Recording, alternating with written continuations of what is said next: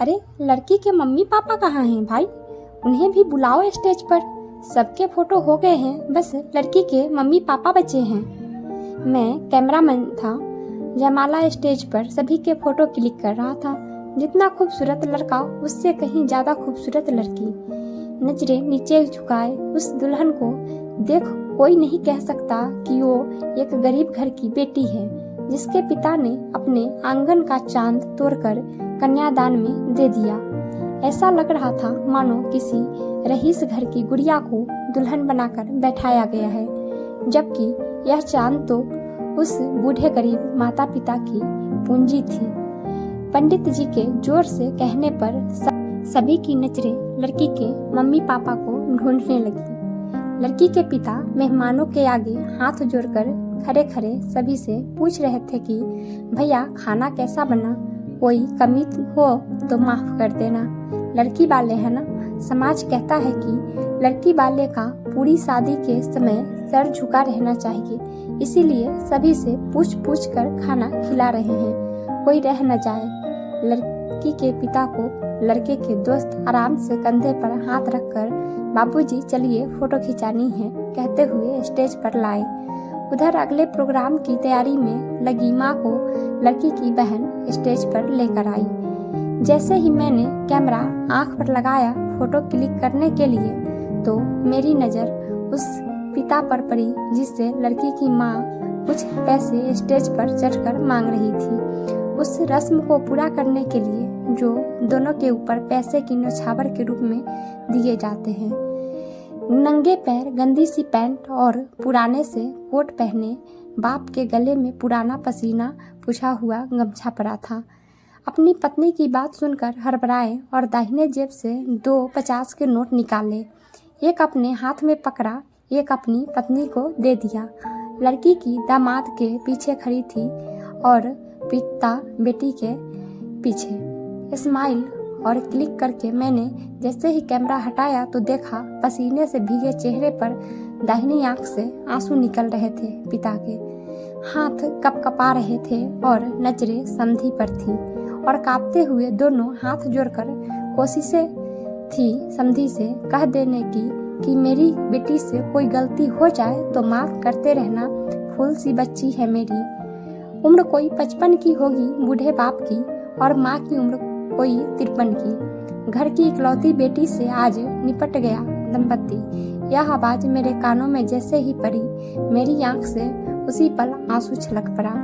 आखिर कैसी किस्मत है एक बेटी के माँ बाप की संतान होते हुए भी आगे की जिंदगी अब अकेले ही काटेंगे। जिस व्यक्ति ने स्टेज पर चढ़ते हुए अपनी चप्पल उतार दी हो, जेब में रखे पैसे के बचे 2 टुकड़ों भी वापस कर दिए हों और जिसने शादी में खुद के लिए छोड़ो खुद की पत्नी के लिए साड़ी तक खरीद के न दे पाए हो, तो अंदाजा लगाया जा सकता है कि कितनी गरीबी होगी उनकी। जब पता किया मैंने तो पता लगा कि 4 बीघा जमीन है जो मोटरसाइकिल देने के लिए 2 साल के लिए ठेके पर उठा दी उन्होंने, ताकि बच्ची को आने जाने में दिक्कत न हो और लड़का खुश रखे लड़की को।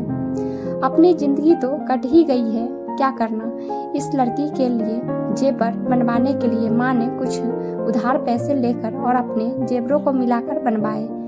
पूरी बारात नाचती गाती मुस्कुराती सुबह तक बैठी रही। शायद ही किसी ने ध्यान दिया हो। जब रात में लड़की लड़का एक साथ खाना खाने बैठते हैं, तब बेटी ने पापा को पास बुलाकर कहा कि पापा आपने खाना नहीं खाया होगा, आओ बैठो पास खा लो। तब जो शाम से रुका उस पिता का गला फूटा है रुधन से उसको लिख नहीं सकता मैं, और शायद ही वहाँ खड़ा कोई भावुक न हुआ हो। आज तो पूछ ही लिया बेटी ने, कल से उस आंगन में वो भी नहीं होगी। एक तरफ बूढ़ा पड़ा रहेगा तो दूसरे कोने में बूढ़ी अपनी गुड़िया की बचपन की उछल कूद की याद में। सबके लिए नॉर्मल सी बारात है, बहुत बड़ा त्योहार है किसी का, लेकिन उस पिता के लिए क्या है मुझे नहीं पता। जब वो शादी तय करके आए थे बेटी की, तो पूरे मोहल्ले में मोतीचूर के लड्डू बांटे थे और उसी दिन से पैसे जुटने में लग गए। बेटी की पसंद की साड़ियाँ लाए, दामाद की पसंद की गाड़ी लाए, लेकिन अब बुढ़ापा कैसे कटेगा उनका।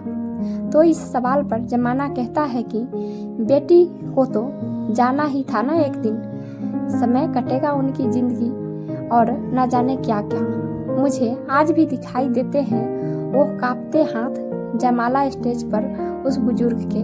लाल गमछे से जब उन्होंने 2 बार आंसू पोंछ लिए फिर भी आंख से आंसू निकलना बंद नहीं हुए, तो चेहरा कई बार कैमरों से छुपाने की कोशिश की उन्होंने, लेकिन हम तो देख ही रहे थे ना।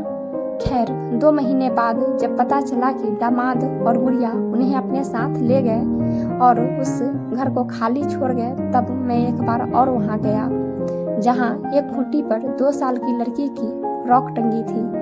वो शायद उस लड़की की ही थी जिसे देख देख कर शादी के बाद माँ बाप ने 2 महीने गुजारे होंगे और आज फ्रॉक को अपने खाली घर के हवाले कर गुड़िया की खुशियों के लिए विदेश चले गए। दोस्तों, यह कहानी बहुत ही भावनात्मक से जुड़ी हुई है। आपको यह अच्छी लगी हो तो चैनल को सब्सक्राइब करें, वीडियो लाइक करें। धन्यवाद।